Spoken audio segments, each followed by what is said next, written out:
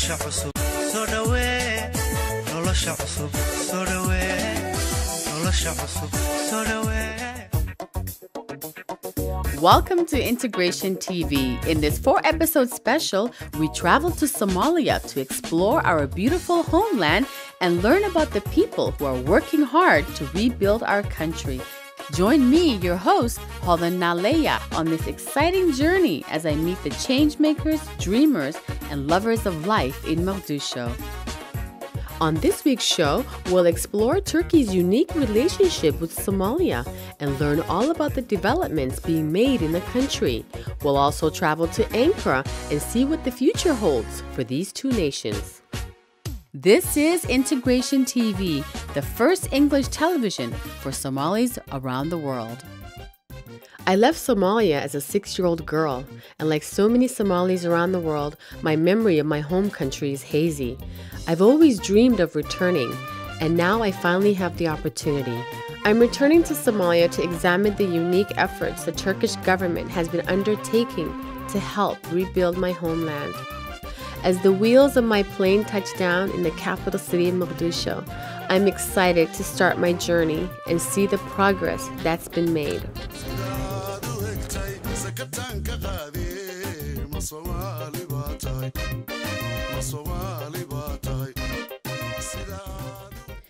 Coming back to Muqdisho, I didn't know what to expect.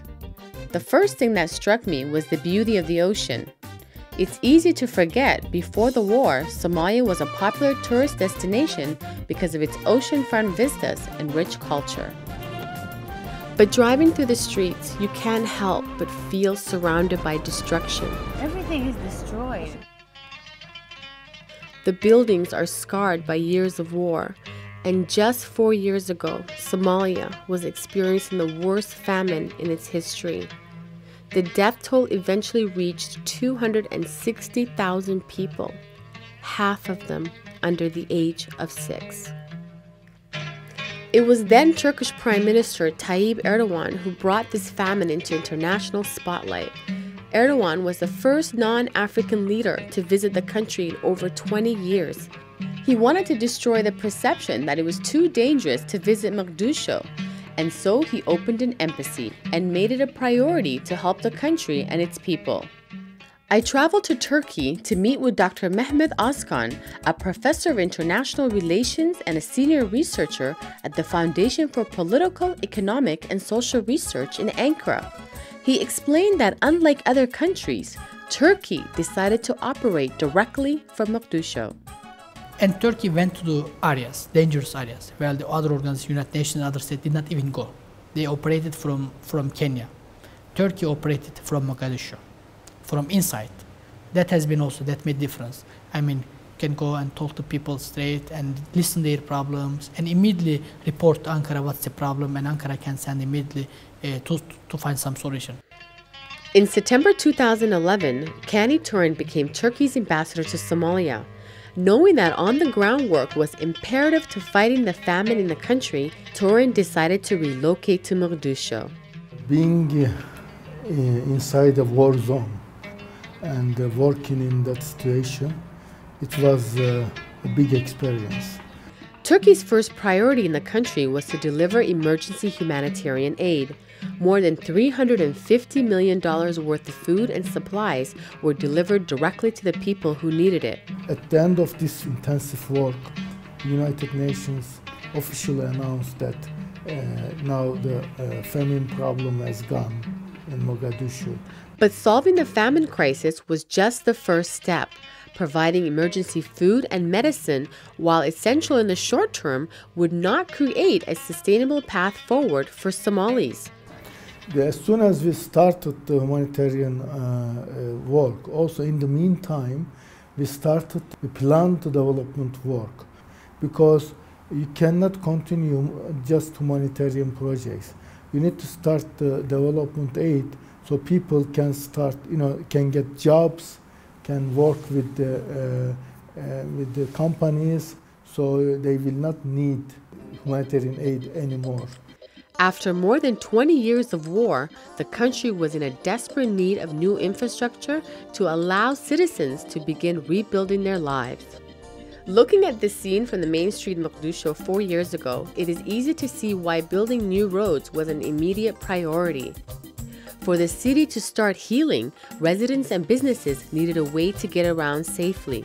Today, you can see the difference. Muqdisho's new Friendship Road is 23 kilometers long with 736 light posts and connects the city center to the airport. Whereas before the roads were empty, now there's a frenzy of activity. The lack of a modern international airport was another obstacle to development in the country, but not anymore. With heavy investment from Turkey, navigation systems have been modernized and security weaknesses have been eliminated at Aden Adé Airport. This opened the country up to international flights. After almost 20 years, Somalia's connection with the world and international community has been re-established. Another priority was providing access to healthcare and training medical personnel. Somalia's public healthcare system was largely destroyed during the civil war. The limited access to healthcare has been devastating. According to UNICEF, the child and maternal mortality rates for Somalia are among the highest in the world. 1 out of every 12 women die due to pregnancy-related causes, and 1 out of every 10 Somali children will die before their first birthday. One of the first healthcare projects to be undertaken was the reconstruction and modernization of Digfer Hospital, which began in 2013 thanks to an agreement between the Turkish and Somali governments. The doors to the 200-bed training and research hospital opened in January 2015. Renamed after the Turkish president, it has an annual operating budget of $135 million and is now East Africa's most technologically advanced medical facility with world-class equipment. It's been estimated that the UN has donated more than $55 billion in aid to Somalia in the last 20 years. However, in much less time and with only a fraction of the funds, it's been Turkey who's had an immediate impact on the everyday lives of Somalis and the future of the country. I'm in the middle of the city center, and this is where the former parliament used to be. And it's kind of sad to see that there's so much destruction, but in a weird way, it's a lot of beauty in it, because you look at it and you see that there's so much hope for the rebuilding of our nation. It's just, to me, I just kind of got a little goosebumps standing right here, because I feel like the Alanki Somalida is right there. Look at these kids playing with the flag, and then you're among all these buildings that basically are crumbled. So it's a little emotional for me right now. Assalamu alaikum. You know, it's amazing. You look at these young people that are standing here, and I just look at it like, where is the hope for the future for our country? It's these young people, and I don't know. What are we gonna do, guys? Seriously, we need to really think about these young people and what opportunities we can give them as diaspora coming back into this country.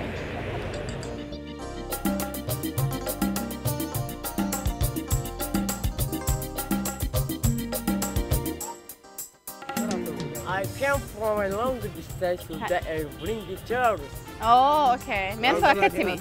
الصومالي كوادي كراي لها. قال لك انت ها. انا ميل فوق باكي اني. هي. عندوني هاي فراشنا اي خاطر. هي اوكي محنك تصور كقارة.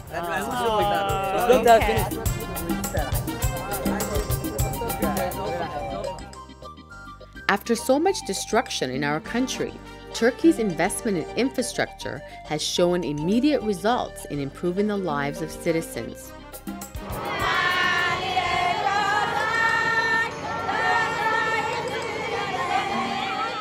But for Somalia to find a long-term path to success, there needs to be opportunities for our children. It's these future generations that have to be protected and educated for Somalia to grow and prosper. As always, the casualties of war are children. It's estimated there are over 500,000 orphans in Somalia, and 50% of the children between the ages of 5 to 14 go to work rather than going to school. Faced with this pressing need, the Turkish government established the Anatolian Training Center and Orphanage in Muqdisho as the first step to tackle this enormous problem.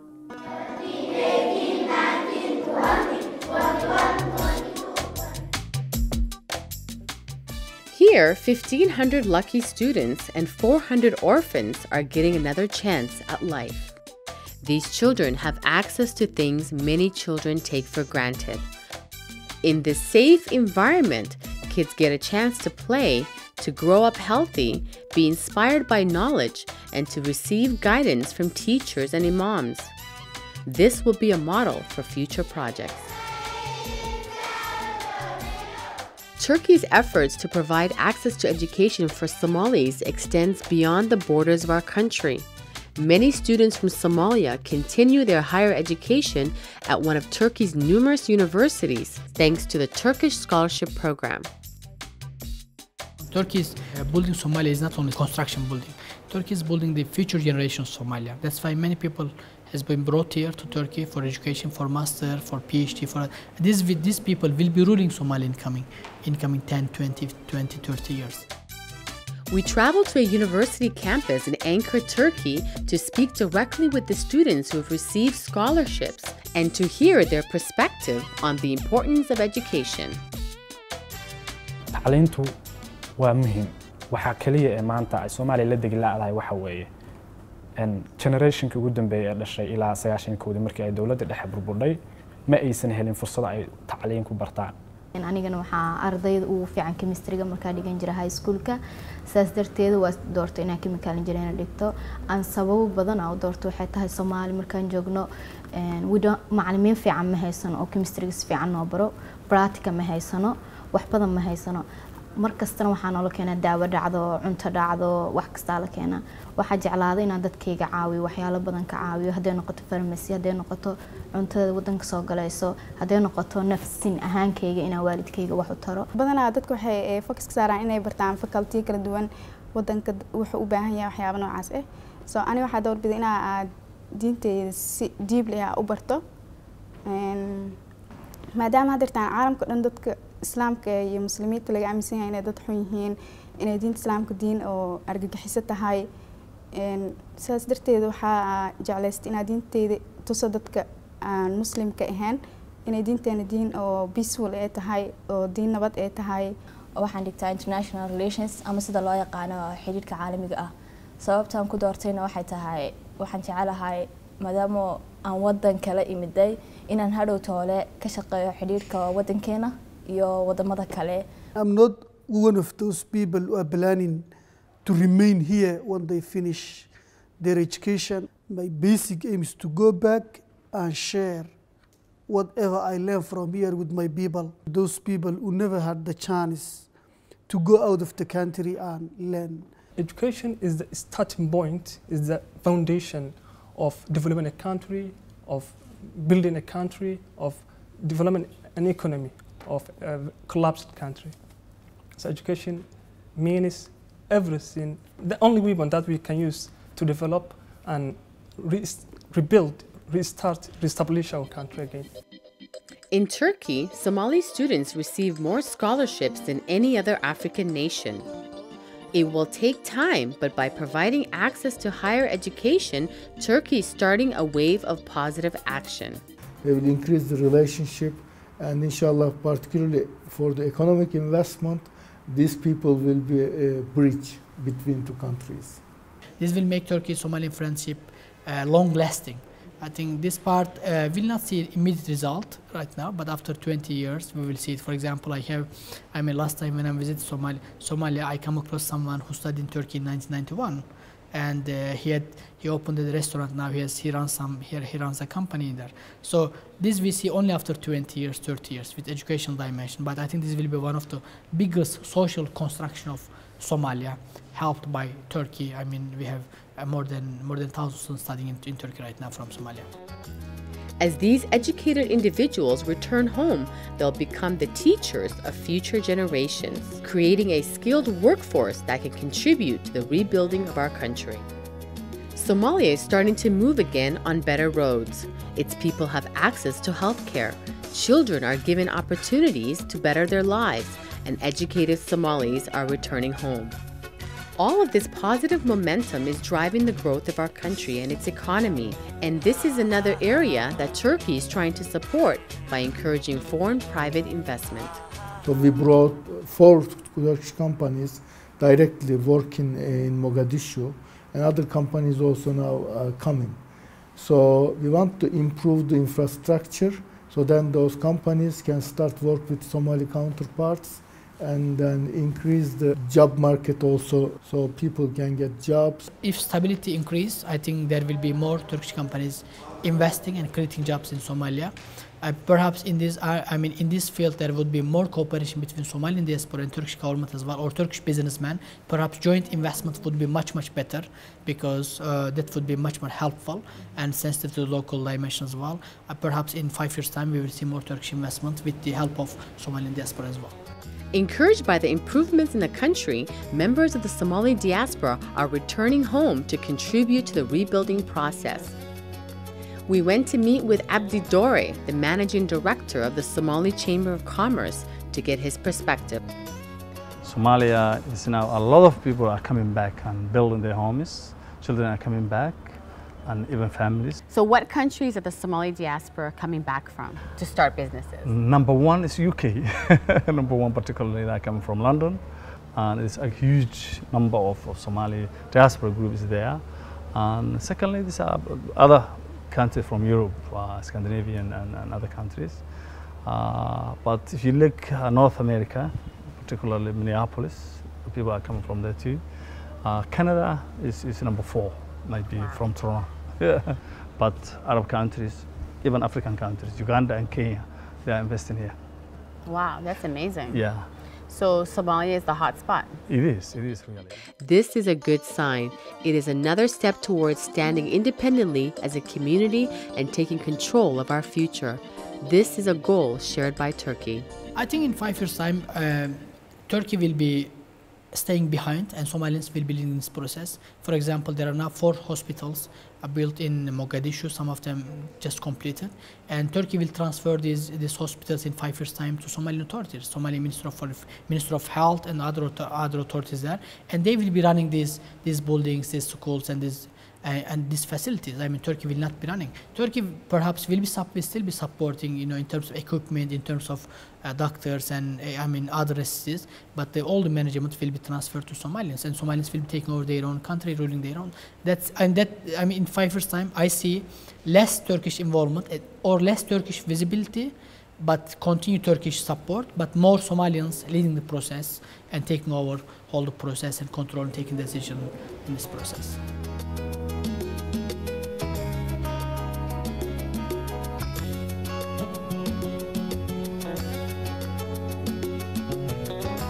A peaceful and prosperous Somalia governed by Somalis. This is the vision that unites us. My hope for Somalia is that one day every child born here will have the opportunity to live up to their full potential, and every member of the diaspora will feel safe if they choose to return to rediscover their home. My generation never got to experience this beautiful country before it was ravaged by war, and I hope my children have a chance to run safely through its streets and splash in the waves on its beaches. Perhaps the first step is forgiveness, to heal the old wounds and to allow the people of Somalia a chance to connect. Islamic motivational speaker and life coach, Brother Muhammad Dini, shared a few words of healing with us. If you don't forgive for that which has happened to you, especially in Somalia, you're going to live a very sad life and end your days in a very sad way. Because what has happened here, a lot has happened here. A lot of transgression, a lot of oppression, a lot of bloodshed. And you don't even know who did what to you. Millions of people took part in it.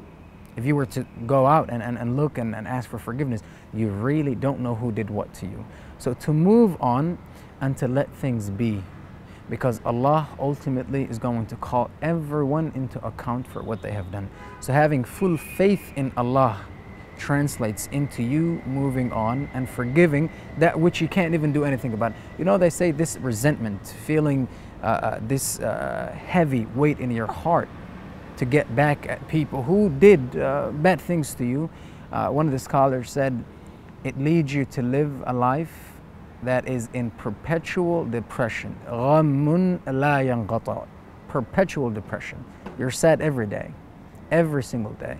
So to move on and to know that Allah is aware of everything. Allah was here 10 years ago. He was here when whatever bad thing has happened to you has happened to you. And I promise you, everything is counted with Allah, and everyone is going to be held accountable for what they have done. So a person who moves on shows a very strong faith. And having strong faith is what leads you to sit under the shade of Allah subhanahu wa ta'ala. And for us, Somalis here in Somalia, there's just no other way for anyone to go about this. You can't go to court. Even if you went to court, the court would do what? Would you call 10 million people into the court and ask them who did what to you? Yeah. Sometimes if you can find out who did what, you know, if there are small troubles here and there, I guess there are times when you can go through the process and the rule of law and all that stuff. But honestly, having family myself, every Somali person has family who's been wronged and a family member who probably has done wrong to others. Move on. Allah is going to deal with this. Allah will judge everyone, and Allah will give you everything that belongs to you. Never is anything that's yours going to go to someone else, and the justice of Allah is ultimate justice. You will see it in this world, but you will also see it in the afterlife.